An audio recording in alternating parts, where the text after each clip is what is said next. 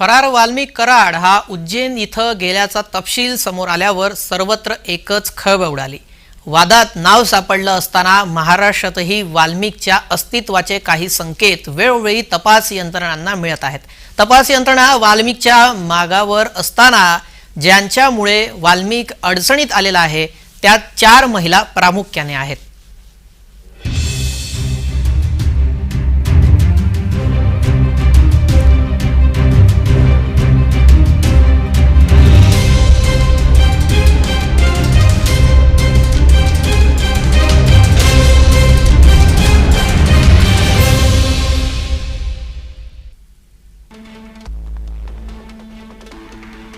वाल्मिक कराड अडचणीत आल्यानंतर या 4 महिला आहेत ज्या चर्चेत आल्या। एक म्हणजे मंजिरी कराड। वाल्मिक कराडच्या वादामध्ये 4 महिला प्रामुख्याने चर्चेत आल्या। तपास यंत्रणेनं मोर्चाचे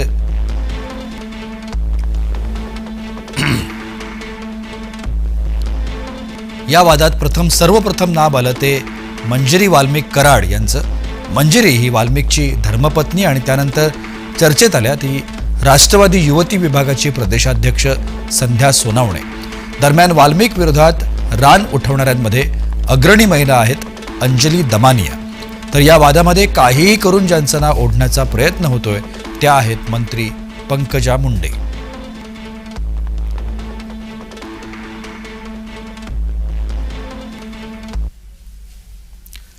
वाल्मिक उज्जैन इथं 11 डिसेंबरला दिसला तेव्हा त्याच्यासोबत फोटोत दिसत असलेल्यांमध्ये बॉडीगार्ड पोलीसही असल्याचा संशय येतोय।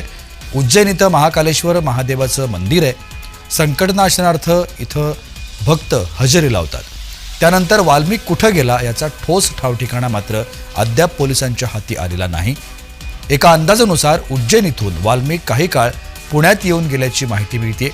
पुण्यात वाल्मिकला कुणी आसरा दिला याचा तपास केला जातोय। दरम्यान संध्या सोनावणे या महिलेची चौकशी झाल्यानं सगळ्यांचेच डोळे लकाकले।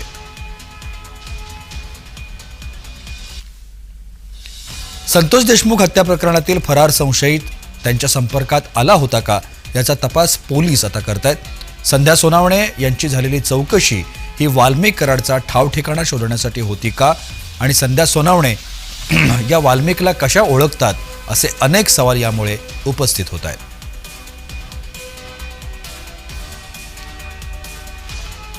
संध्या सोनावणे यांच्या बाबतीतला हा परिचय आपण पाहतोय।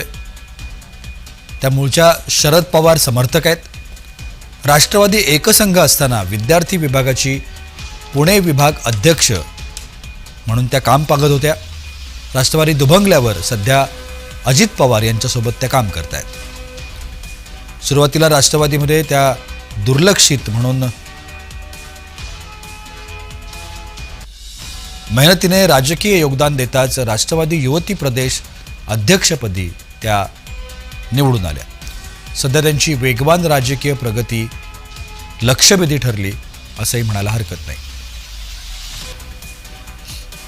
राष्ट्रवादीची पदाधिकारी असल्या कारणाने आपल्याला सगळ्यांना माहिती की काल परवा पण इथल्या जिल्हाध्यक्षांची चौकशी करण्यात आलेली आहे। ज्या पोलीस यंत्रणेला ज्या काही माहिती हवी आहे त्या विचारण्याचा प्रयत्न केला आणि माझ्या परीने जे काही सांगता येत आहे तेवढं मी नक्कीच सांगितलं। काय विचारलं नेमकं? हे 5 चौकशीतले मुद्दे आपण बाहेर सांगू शकत नाहीत।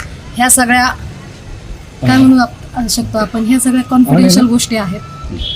पण मागच्या 7 तासापासून तुमची चौकशी होती। 7 तास नेमकं काय विचारलं? नाही 7 तासापासून असं नाही, माझ्या अगोदर पण बऱ्याच लोकांची चौकशी करण्यात आलेली आहे। मी काय एकटीच नाही, आज माझ्या माहितीप्रमाणे 8-10 लोकांना नोटीस दिलेली होती।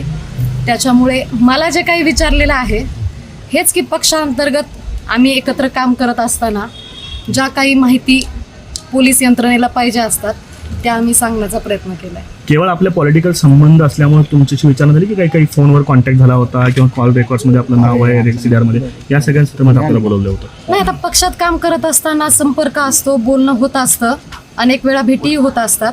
तर या सगळ्या गोष्टींमुळे जेव्हा आपल्याला माहिती आहे की राजकीय सगळ्या गोष्टींमध्ये बऱ्याच वेळा फोटो आणि फोन होत असतात, या सगळ्या माहिती सगळ्या प्रशासनाला मिळाल्यामुळे त्यांनी एकंदरीतच या सगळ्या गोष्टींबद्दल पुन्हा कधी बोलवलं जाईल आपण का? आपण काय दिलेल्या सांगण्यात आलेलं उत्तरावरती आहे? त्यांचं समाधान झालेलं आहे का आणि पुन्हा कधी बोलवलं नाही, जाईल? 100% समाधान झालेलं आहे. एक पक्षाची पदाधिकारी म्हणून आणि पक्ष म्हणून या सगळ्या यंत्रणेला सपोर्ट करणं आमचं काम आहे.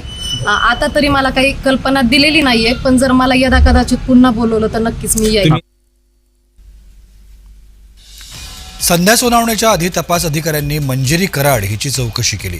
मंजिरी ही वाल्मिकची बायको आहे. संतोष देशमुखच्या हत्येपासून वाल्मिकचा ठाव ठिकाणा शोधण्यात तपास यंत्रणेला अपयश आलंय. त्यामुळे मंजिरी कराडची चौकशी करण्यात आल्याचं समोर येत आहे. दरम्यान वाल्मिक कराडावर चौफेर हल्ला चढवणारी महिला म्हणून अंजली दमानिया समोर येत आहेत. सामाजिक कार्यकर्त्या अंजली दमानिया सध्या बीडमध्ये असून कराड विरोधात त्यांनी रान उठवलाय. इतकं डिस्टर्बिंग झालंय की आता इतकी मारहाण करताना जर कोणी व्हिडिओ घेत असेल तर अतिशय अक्षरशः दुर्दैवी नाही, क्रूर असं हे कृत्य झालंय. पण आणि एक महत्वाचा मुद्दा म्हणजे त्याच्यात एका बड्या नेत्याचा फोनवरचं संभाषण झालंय. हे जेव्हा कळतंय तर हा बडा नेता कोण, तात्काळ आता एका तासात त्या बड्या नेत्याचं नाव जाहीर करा. कोणाचा फोन त्या नंबरवर होता, ताबडतोब हे डिटेल्स बाहेर आले पाहिजे. कारण हा बडा नेता कोण आहे हे आपल्या सगळ्यांनाच माहिती. दमानिया यांच्याकडून अजित पवार समर्थक धनंजय मुंडे आणि वाल्मिक कराडच्या विरोधात रान उठवलं जात असताना प्रथमच राष्ट्रवादीनं प्रतिक्रिया दिली. सूरज चव्हाण यांची ही प्रतिक्रिया समोर आली. दमानिया देशमुख हत्या प्रकरणी पोलिसांची दिशाभूल करतायत असं सूरज चव्हाण यांनी ट्विट केलं.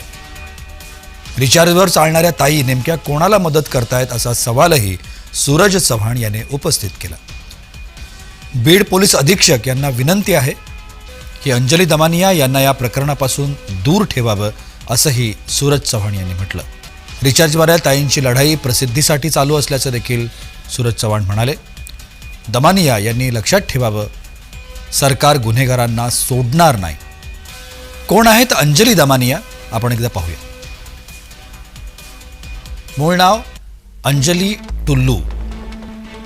बँकर अनिश दमानिया यांच्याशी त्यांचा विवाह झाला. पेशानं त्या पॅथॉलॉजिस्ट आहेत. भ्रष्टाचार विरोधी आघाडीच्या अग्रणी मात्र वादग्रस्त कार्यकर्त्या. अण्णांच्या आंदोलनात त्यांचा सहभाग होता. आपच्या त्या माजी कार्यकर्त्या आहेत. नितीन गडकरी यांच्या विरोधात देखील त्यांनी आंदोलन केलेलं आहे. नागपूर लोकसभेत गडकरींकडून त्या पराभूत झाल्या. खंबाटा कंपनीच्या कामगारांसाठी त्यांनी न्यायालयाचे दरवाजे ठोठावले. भुजबळ खडसे यांच्याशी झालेला संघर्ष देखील चर्चेत आहे. विरोधकांकडून अंजली यांच्या उत्पन्नाचा स्रोत हा नेहमीच प्रश्नांकित राहिलाय. अनिश यशस्वी बँकर असल्यानं त्या सधन कुटुंबात वास्तव्य करतात ही बाब देखील लक्षात घेतली पाहिजे.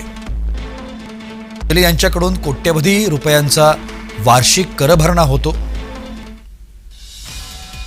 या सगळ्या वादामध्ये पंकजा मुंडे यांना ओढण्याचा जोरदार प्रयत्न सध्या सुरू आहे आणि तो लपून राहत नाही.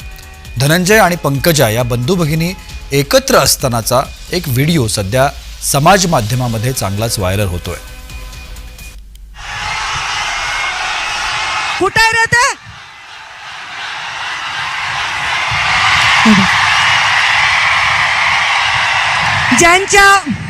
ज्यांच्या शिवाय धनंजय मुंडेंचं पाने हालत नाही ते वाल्मिक करा.